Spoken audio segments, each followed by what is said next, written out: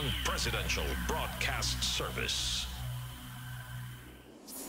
Pakinggan, panoorin, agaran in real time, o balikan sa pag-scroll up and down. Mga balitang dapat malaman, impormasyong tunay at napakikinabangan. Saan ka man sa buong kapuluan. Bangon sa bagong sigla. Kababayan, kasama ang social media. Powered broadcaster ng bagong mamamayan. Tapat sa pag-uulat. Ito po ang Presidential Broadcast Service sa Metro Manila. Radyo Pilipinas 1, 738 AM. Oras po sa buong Pilipinas, 4 na minuto makalipas ang 3:00 ng hapon.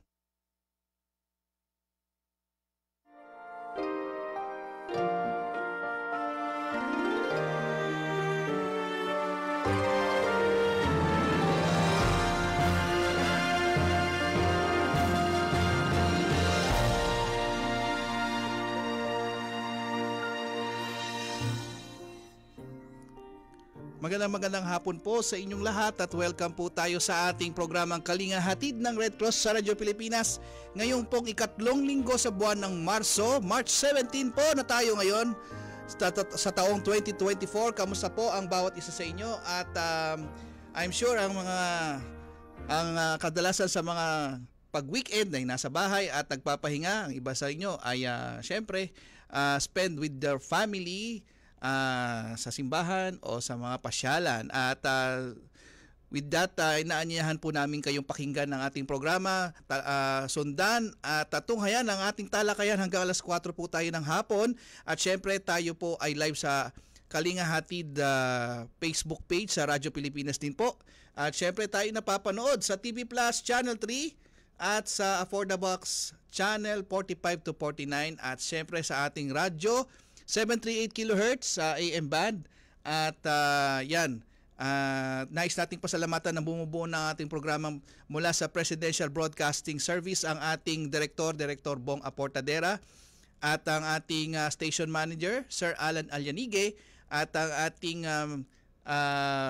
iba pa mga kasama si Sir Ray Sampang at si Sir Maki at kasating nasa technical side Sir Oli Lopez at si Ma'am Joy Timidan. Okay? At sa ating sa Philippine Red Cross, ang ating Chairman and CEO Richard J. Gordon, ang ating Vice Chairman na si Governor Corazon Alma de Leon, ang ating ang iba pang Board of Governors, ang ating iba pang staff, at syempre sa pangunguna po yan ng ating Secretary General Dr. Gwen Pang at ang ating mga chapter administrator, Board of Directors sa mga chapter at Red Cross 143 volunteers at Red Cross Youth.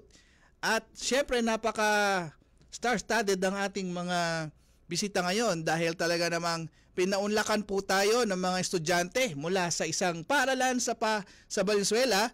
At syempre bago ang lahat, makakasama natin via Zoom ang ating Vice Chairperson, walang iba kundi si Governor Corazon Alma de Leon. Magandang hapon po, Gov. Cora.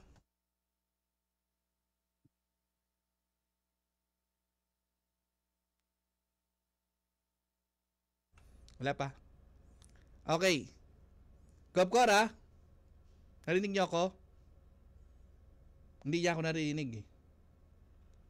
Okay. At habang iniintay po natin, meron lang po tayong technical problem na inaayos. Siyempre, ito na daang araw, sa pakikipagtulungan ng Philippine Red Cross at ng King Salman Humanitarian and Relief Center, ipinahagi natin ang 2,690 food basket at sako ng bigas sa ating mga kapatid na Muslim sa Marawi. Isang advokasiyang sinimulan natin noong 2020 pa. Ito ay bahagi lamang na mahigit sa 120 milyong halaga ng suporta ng Philippine Red Cross sa ating mga kapatid na Muslim mula nang maganap ang Marawi Siege noong 2017. Lubos tayong nagpapasalamat kay Dr. Abdullah Al-Rabia, Supervisor General ng King Salman Relief sa patuloy na pagsuporta. At maraming salamat din sa mga staff at volunteers ng Philippine Red Cross Marawi Chapter para sa matagumpay na distribution.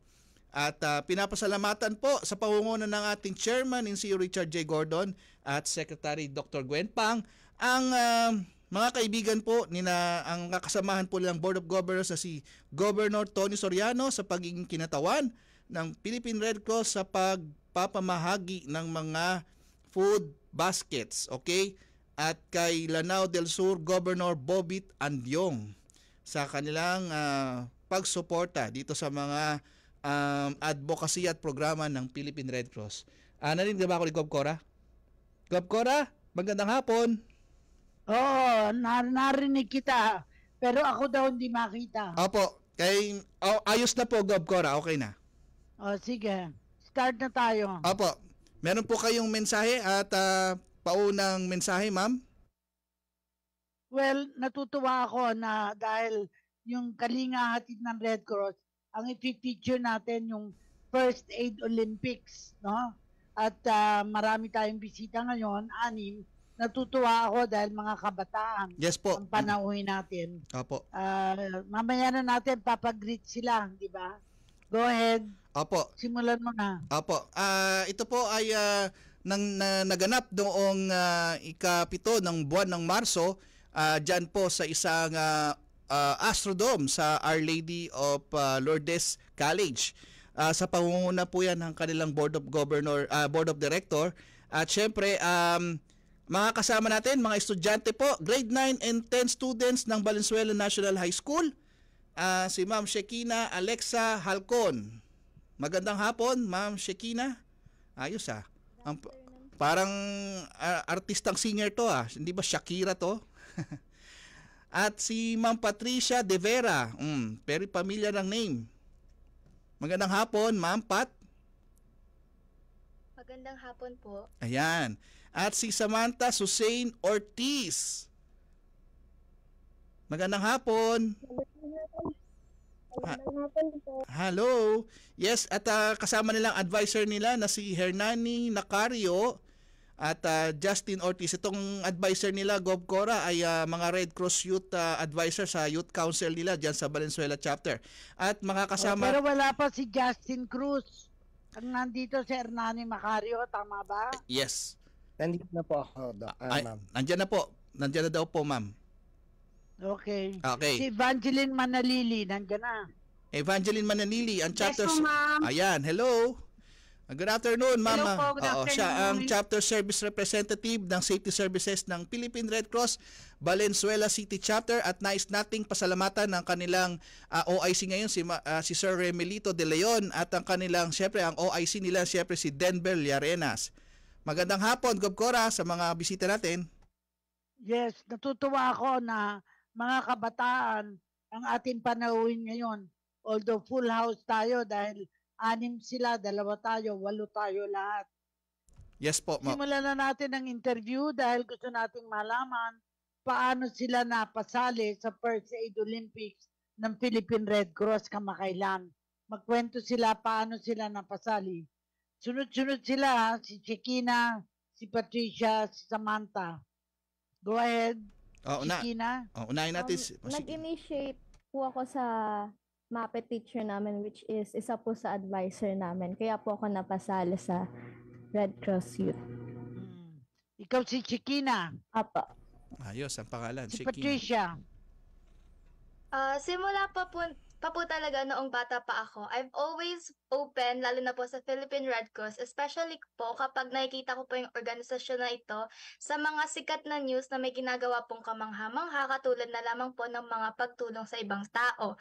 Kaya naman po Ayos. kahit pa po nung elementary po ako, I've been taking part of the First Aid Olympics and I'm just continuing my passion till this day and maybe in the near future po. Wow, well said. Si Samantha. Samantha naman. Napasali po ako ng First Aid Olympics kamakailan dahil gusto ko po talaga maging first aider. At alam ko po pag nakasali po ako, ayun po yung magiging stepping stone ko bilang isang first aider.